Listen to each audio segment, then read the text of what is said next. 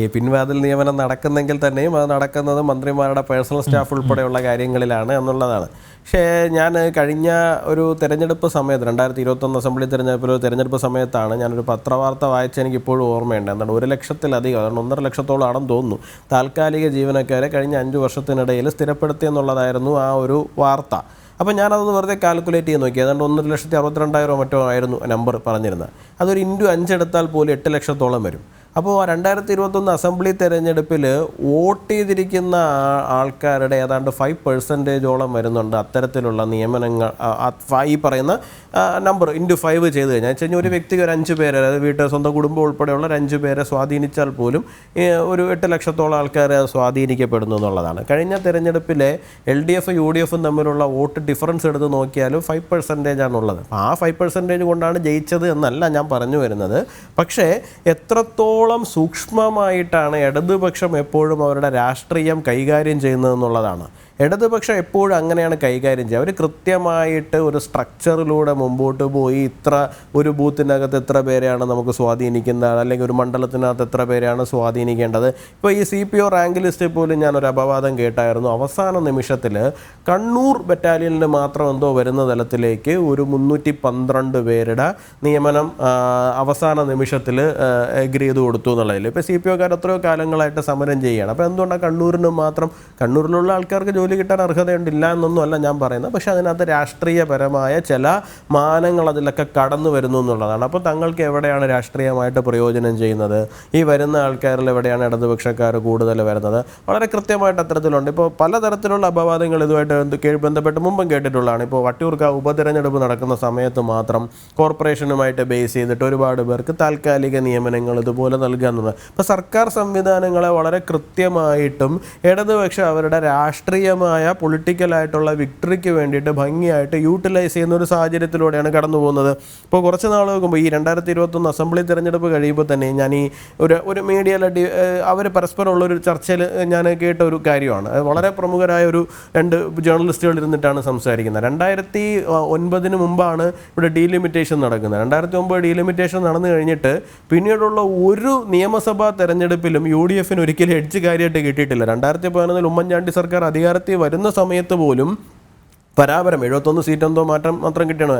ഇത് കഴിഞ്ഞാൽ ഇതിൻ്റെ ഡീലിമിറ്റേഷനിൽ ഈ മണ്ഡലങ്ങൾ തിരിക്കുന്നതിനകത്ത് കോടിയേരി ബാലകൃഷ്ണൻ നേരിട്ട് ചെന്നാണ് ഇലക്ഷൻ കമ്മീഷൻ ഉദ്യോഗസ്ഥരോടൊപ്പം ഇരുന്നിട്ട് അതിനെ സ്വാധീനിക്കുന്ന തലത്തിലേക്ക് പെരുമാറിയിരിക്കുന്നത്. എന്ന് വെച്ച് കഴിഞ്ഞാൽ ഇതിൻ്റെ അകത്തുള്ള ഉദ്യോഗസ്ഥരുൾപ്പെടെ ഈ പറയുന്ന ഇടതുപക്ഷ അനുഭാവം പുലർത്തി വരുന്ന ആൾക്കാരാണ്. അപ്പോൾ അത് നിയമസഭാ തിരഞ്ഞെടുപ്പുകളിൽ CPMന് കാര്യമായ എഡ്ജ് നൽകുന്നുണ്ട്. ഏതാണ്ട് 50-60 സീറ്റുകളിൽ എന്ത് ചെയ്തിരുന്നാലും ഇപ്പോൾ നമുക്കറിയാം ഇരിക്കൂർ പോലെയൊക്കെയുള്ള മണ്ഡലങ്ങൾ കോൺഗ്രസിൻ്റെ കുത്തക സീറ്റുകളായിരുന്നു.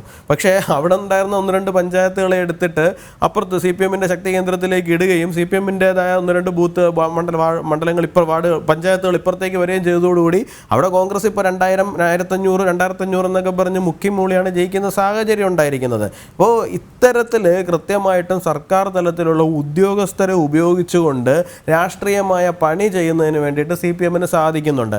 അപ്പോൾ മെറിറ്റിൽ മാത്രം ആൾക്കാർ അകത്തേക്ക് വന്നുകൊണ്ടിരുന്നു കഴിഞ്ഞു കഴിഞ്ഞാൽ ഒരിക്കലും CPMനെ സംബന്ധിച്ചിടത്തോളം അത്തരത്തിൽ ഈ പറയുന്ന സർക്കാർ മിഷനറികളെ അവരുടെ രാഷ്ട്രീയമായ കാര്യങ്ങൾക്ക് വേണ്ടിയിട്ട് പരിപൂർണമായിട്ട് ഉപയോഗിക്കാൻ സാധിച്ചു എന്ന് വരില്ല, അല്ലെങ്കിൽ ഭാഗികമായി പോലും ഉപയോഗിക്കാൻ സാധിച്ചു എന്ന് വരില്ല. അതിനകത്ത് സ്വാഭാവികമായിട്ടും വിസിൽ ബ്ലോയേഴ്സ് ഉണ്ടാകുന്ന സാഹചര്യം ഉണ്ടാകും. അപ്പോൾ ഹാൻഡ് പിക്ക് ചെയ്തിട്ട് കുറേ ആൾക്കാരെ കൃത്യമായിട്ട് ഇപ്പോൾ പോലീസിലാവട്ടെ ഇത്ര പേര്, അല്ല മറ്റൊരു സംവിധാനത്തിലാകട്ടെ ഇത്ര പേര്, ഈ തലത്തിൽ പ്ലേസ് ചെയ്താൽ മാത്രമേ അവർക്ക് സാധിക്കുകയുള്ളൂ.